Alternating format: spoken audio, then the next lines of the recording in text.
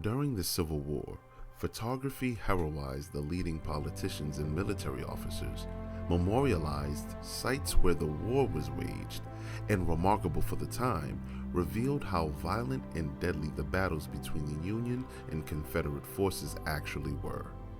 It also played an influential role in broadening the national debate about slavery. As this famous photograph suggests, photography was capable of communicating powerful ideas about the so-called peculiar institution ideas that ultimately undermined the prevailing notion that slavery was a benign tradition. The photograph pictures the runaway slave Gordon exposing his scourged back to the camera of two photographers, William D. McPherson and his partner, Mr. Oliver. Gordon had received a severe whipping for undisclosed reasons in the fall of 1862.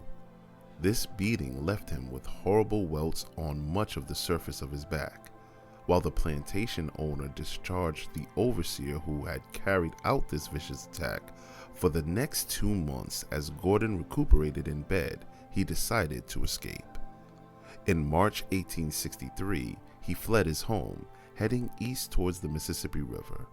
Upon learning of his flight, his master recruited several neighbors and together they chased after him with a pack of bloodhounds. Gordon had anticipated that he would be pursued and carried with him onions from the plantation, which he rubbed on his body to throw the dogs off scent. Such resourcefulness worked, and Gordon, his clothes torn and his body covered with mud and dirt, reached the safety of Union soldiers stationed at Baton Rouge 10 days later. He had traveled approximately 80 miles. While at this encampment, Gordon decided to enlist in the Union Army. As President Lincoln had granted African Americans the opportunity to serve in segregated units only months earlier, Gordon was at the front of a movement that would ultimately involve nearly 200,000 African Americans. It was during his medical examination prior to being mustered into the Army that military doctors discovered the extensive scars on his back. McPherson and Oliver were then in the camp, and Gordon was asked to pose for a picture that would reveal the harsh treatment he had recently received. The photographic team mass-produced and sold copies of Gordon's portrait in the small and popular format of the time known as carte de visite. The image provoked an immediate response as copies circulated quickly and widely. Samuel K. Towle, a surgeon with the 30th Regiment of the Massachusetts Volunteers working in Baton Rouge, sent a copy of the photograph to the Surgeon General of the state of Massachusetts. In this accompanying letter he wrote, "Few sensation writers ever depicted worse punishments than this man must have received, though nothing in his appearance indicates any unusual viciousness, but on the contrary, he seems intelligent and well behaved." Within months, commercial photographers in Philadelphia, New York, Boston, and London were issuing this image on their own studio mounts. This particular copy was made by the famous New York portrait photographer Matthew Brady. Recognized as a searing indictment of slavery, Gordon's portrait was presented as the latest evidence in the abolitionist campaign.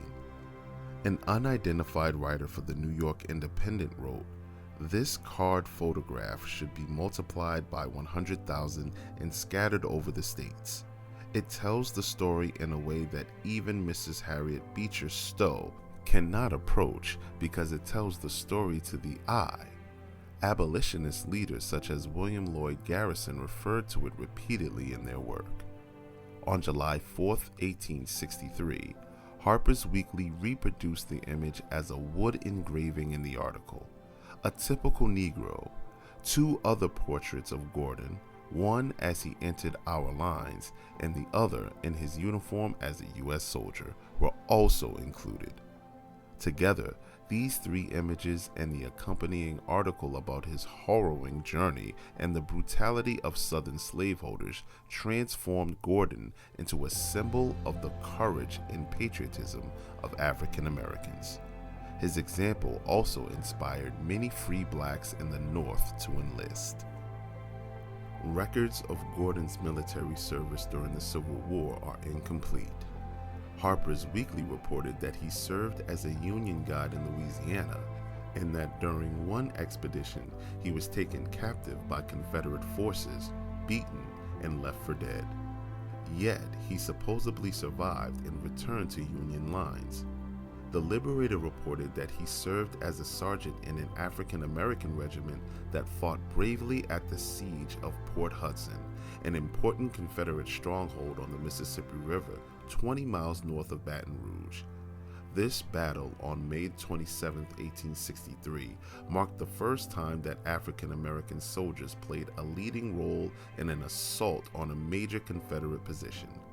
Their heroism was widely noted and helped convince many skeptics to accept the enlistment of African Americans into the U.S. Army. There are no further records indicating what became of Gordon. Yet, this famous image of him lives on as a searing testament of slavery's brutality and the fortitude displayed by so many African Americans during this period.